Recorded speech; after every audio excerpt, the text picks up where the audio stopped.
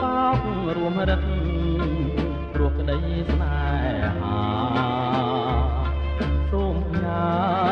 ទាំងខ្លួននឹងសង្ខារបើសិនមិនមេត្តាកន្លងលៀបការវិលទៅស្រុកវិញស្រណរដូវផ្ការីកសំសាមរយពីមេឃការរីកដោយគ្មានទោមន័យស្រង់ជាតិមិនអើយឃ្លាតឃ្លាចេញស្នេហាពូពេញវិញជាប់មិនអាចស្រាយបានបើចិត្តកន្លងស្មោះម្លឹងមិនដេចនៅតែខាង